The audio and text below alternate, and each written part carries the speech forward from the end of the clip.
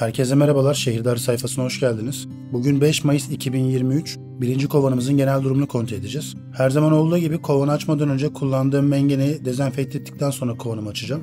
Benim artık bir genel rutime dönmüştü.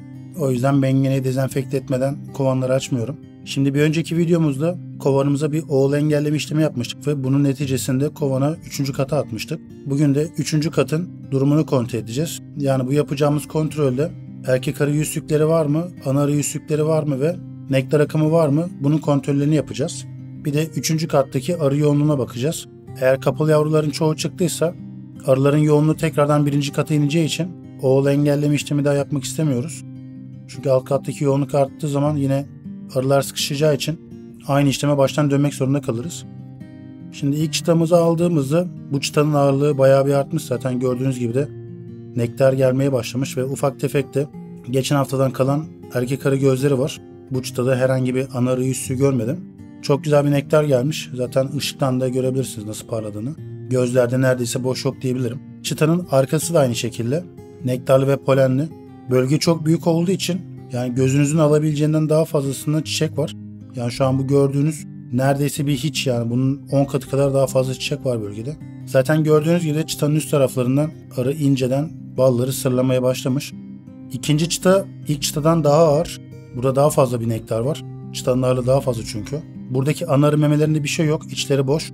Zaten buradaki memeleri son kez bozuyorum. Bir de ana arı yüzüğü görmezsem zaten dokunmayacağım. Boş memeleri almayacağım. Bugünkü yapacağımız kontrole göre oğul engelleme işleminin başarılı olmadı zaten ilk kata geçtiğim zaman belli olacak. 3. çıtamızı da arılar doldurmuşlar. Buradaki işçi arı gözlerin çoğu çıkmış ve çıkan yerleri de nektar doldurmuşlar. Yalnız 3. çıtada bir tane ana arı yüzüğü gördüm. Bu devamı gelmezse bir sorun olmayacak. Büyük ihtimal bir taneyi gözden kaçırdık. Eğer 1. katta da erkek arı gözleri görmezsek bu bize bir problem oluşturmayacak. Zaten birkaç güne de buradaki kapalı yavrular çıkar. Çıkan yerlere de arılar nektarı basarlar. 4. çıtada gördüğünüz gibi nektar geldiği için burayı arılar kar beyaz gibi yapmışlar. Yani petekleri genişletmişler. Zaten çıtanın ağırlığı çok fazla. Dolu dolu bir çıta. Ve baktığımızda da bu çıtada boşluk yok. Burayı komple doldurmuşlar. Buradaki heves memelerin içi de boş. Sadece 3. katta kapalı yavrulu miktarı azaldığı için buradaki arı yoğunluğu bir tık azalmış. O yüzden buraya her zaman olduğu gibi bir kapalı yavrulu çıta çıkartacağız. Ki ilk katın yoğunluğu daha da azalsın diye. 3. kattaki son çıtamız da komple doldurulmuş. Bu çıta da bayağı ağır bir çıta. Şimdi 3. katta bütün erkek gözlerini bozduk. Bir tane de ana arı memesi gördük. Ana arı memesini gördüğümüz için endişe etmiyorum. Çünkü sadece bir tane gördüm. Olabilir. Bir tane gözümüzden kaçmıştır büyük ihtimal. Şimdi 2. katta bir sorun olmayacaktır. Çünkü bu gibi durumlarda arılar en son kata ve yavruluk katına gözleri yaparlar. Orta katta bulunan çıtalarda sadece bal var mı ona bakacağım. Orada bir sorun yoktur çünkü. Şimdi 2. katı propolisten ayırdıktan sonra ilk çektiğimiz çıta hemen yarım şerbetliğin üstünde olduğu için yani bu çıta kısmen boş, öyle söyleyebilirim. Ağırlığı yok derece kadar az ama şu an 3. katın çoğunluğu da olduğu için bu katı da doldurmaya başlamışlardır. Belfast arısı da ortadan dışa doğru gittiği için o çıtanın boş olması da gayet normal. Bir de alt katı çıta kabarttıkları için arılar ilk bulduğu çıtaya geçtiklerinden dolayı bu çıtanın boş olması şu an normal. 2. çıta da ağır bir çıta. Bu çıtaya doldurmuş arılar.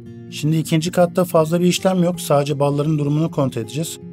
2. katı biraz hızlı geçeceğim bu yüzden. 2. çıta diğer çıtalarda olduğu gibi komple nektar dolmuş ve polenli bir çıta. Çıtanın ağırlığı hatırı sayılı derecede var. 2. katın 9 çıtası komple dolmuş ve yakında buradaki balları da komple sırlamaya başlarlar. O yüzden 2. katı genel görmeniz için hızlandırarak sardıracağım. 2. katta yapacağımız bir şey yok. Sadece buranın artık dolmasını ve sırlanmasını bekleyeceğiz. Ama 2. katta şöyle bir şey yapabilirim. Şimdi buradan arıya seneye veya kışın kullanmak üzere 2 tane polenli çıtayı ayırabilirim. Çünkü zaten videolar da var. Almak istediğim petekleri dijital olarak işaretledim. Büyük ihtimal buradaki 2 çıtayı kışa ya da ilkbahara ayıracağım. Öyle gözüküyor. Zaten 9. çıtayı da açtığımda buradaki nektarların içine baktığınız zaman altın gibi parladığını göreceksiniz. Şerbeti verdiğiniz zaman petekleri doldurduğunda veya sır kapakçıklarını kestiğinizde güneşe tuttuğunuzda orası böyle altın gibi parlamaz. Gördüğünüz gibi bal geldiği zaman da içi bu şekilde altın gibi parlıyor. Yani çıtalara baktığınızda bunun şerbet mi bal olduğunu çok rahat bir şekilde anlayabilirsiniz. Çünkü şerbeti doldurdukları zaman burada bir parlama olmuyor. Sadece su gibi gözüküyor peteklerin içi. Şimdi 2. katta işimiz bittiği için 2. katı kenara alacağız ve kekik naneli suyu arıları sıkıp arıları aşağı indirdikten sonra ana rızgarasını ayırıp çıtaların genel durumuna bakmaya başlayacağız. Şu an alt kattaki önceliğimiz birincisi erkek arı gözleri var mı? İkincisi de yukarıya alacağımız kapalı yavrulu çıtalar. Onun dışında zaten alt katta yapacağımız bir işlem yok. Bir de görebilirsek anarımıza bakarız. Ki anarımızda da bir sıkıntı yok. Dediğim gibi ana arı yüzsü olmadığı için ve ana rızgarası da olduğu için çıkacak herhangi bir ana arı eğer işçi arıları öldürmediyse herhangi bir problem yaratmaz bize. Şimdi yarım şerbetliğin altını görüyorsunuz. Ne kadar dolmuş. Yarım şerbetliğin altı bu kadar doluyorsa arılar sıkışmaya az kalmıştır. Şimdi ikinci çıtamızı da geçen hafta vermiştik ve bu çıtayı arılar komple kabartmışlar. Şu an bu çıtada kabartılmamış bir yer kalmamış. Şöyle bir sıkıntı var. Gördüğünüz gibi çıtanın sağ ve sol alt kısımlarını arılar kesiyorlar ve bunu anlamış değilim. Bu konuyla ilgili bilgisi olan varsa lütfen bunu yorumlarda yazsın. Yani bunu anlamakta güçlük çekiyorum çünkü. Artık bu bal mumunun kötülüğünden mi yoksa çıtaların dandikliğinden mi bunu yapıyor anlayamadım. Çünkü bu bize şöyle bir sıkıntı yaratacak. Bal hasadı yaparken o çıtalar bal sürme makinesine koyduğumuzda kırılacaklardır büyük ihtimal. Bize böyle bir problem yaratacak. Şimdi üçüncü çıtamızda kapalı yavrulu ve larvalı bir çıta. Burada 4-5 günlük larvalar var. Ana arı buraya komple yavru atmış. Şimdi bu çıtayı yukarıya alabilirim ama bir sonraki çıtalara baktıktan sonra bunun kararını vereceğim. Çünkü kapalı yavrulu miktarı şu an az olduğu için o çıtayı yukarıya almak için ayırmayacağım. Dördüncü çıtamız komple kapalı yavrulu bir çıta. Burayı önlü arkalı doldurmuşlar ve yan kısımda açık alan peteklerde de zaten larvalar var. Ama dediğim gibi bu alt kısımlardan kesme muhabbeti burada da devam ediyor. Yani bu bize çok büyük bir sıkıntı yaratacak. Umarım bal hasadı yaparken bu düşündüğüm şeyler gerçekleşmez. Neden yapıldığını hala anlamış değilim. Beşinci çıtamız da komple kapalı yavrulu bir çıta. Ana arı sektirmemiş, boş bırakmamış ve bu alt taraflardan bal mumunu kesme muhabbeti burada da devam ediyor. Ve gördüğünüz gibi buraya bayağı bir derin kesmişler. Altıncı çıtamız da kapalı yavrulu bir çıta. Sadece buradaki kapalı yavruların bir kısmı çıkmış ve çıkan yerlere de her zaman olduğu gibi arılar polen doldurmuşlar. Ve bu çıtada kısmen günlük yumurtalar da var. Günlük yumurtaya bakmayacaktım da ana arıyı görmeyiz diye. Bir ne olur ne olmaz es geçmeyeyim diye aklım kalmasın diye baktım. Yedinci çıtam da kapalı yavrulu bir çıta. Çıtanın yarısından fazlası kapalı yavrulu var. Burada da günlük yumurta var. Kısmen de polenli bir çıta. Arılarda çıtanın üstüne çok fazla çıktığı için keksin naline suyla arıları aşağı indiriyorum. Yani bu arıları aşağı indirmek için birebir körükten daha etkili. Hem de üstünüz başınız duman kokmuyor. Ben körük kokusundan rahatsız olmuyorum ama üstümün arı kokması daha çok hoşuma gidiyor duman kokmasına göre. 8. çıtamızda da kapalı yavrular var ama bu çıtanın çoğunluğu polen. Bu çıtada ciddi bir şekilde polen doldurmuşlar. Ve neredeyse boş yok diyebilirim. Öyle bir çıta. Şimdi 9. çıtamızda geçen hafta vermiştik. Bu çıtamızı da çok güzel kabartmışlar.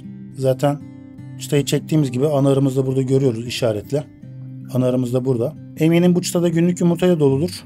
Ama bakmayacağım dediğim gibi. Zaten günlük yumurtayı da gördük. Ekstradan görmeye de gerek yok. Zaten ana arımız da burada. Şimdilik bu bizim için yeterli. Duvar çıtamız da ballı bir çıta.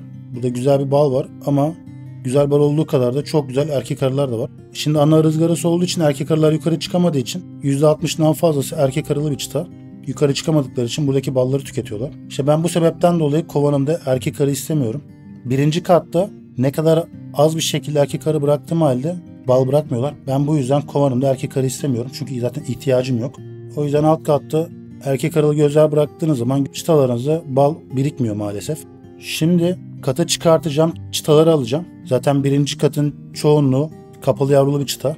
Buradan herhangi bir çektiğim 2 tane çıtayı üst kata çıkartacağım. Aslında bugün arıları biraz daha rahatlatıp yukarıya 4 tane çıta çıkartabilirdim ama ben ana arıyı yormak istemediğim için bunu yapmadım. Ama daha sonra videoyu seyrettiğimde keşke yapsaydım dedim.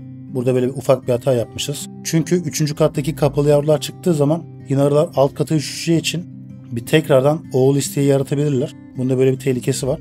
Ama haftaya bu durumu dediğim şekilde yapacağım. Büyük ihtimalle kovanı bir kat dağıtmamız gerekecek. Öyle gözüküyor ya da bir sonraki hafta. Şimdi kata çıkartacağımız çıtalarda erkek gözlerini kestikten sonra şimdi kovanımıza 2. sıraya ve 9. sıraya temel peteği verdikten sonra yarım şerbetin içinde arı olduğu için onu da bir kovan içine silktim. Çünkü şerbet verdiğim zaman altta kalıp boğuluyorlar. Yarım şerbetliğe de birebir onundaki şerbeti verdikten sonra varroa ile mücadelemizi yapıp şu ciğerlerle ardış katlarını verdikten sonra kovana ana arı ızgarasını yerleştirip 2. katı kovana koyuyoruz.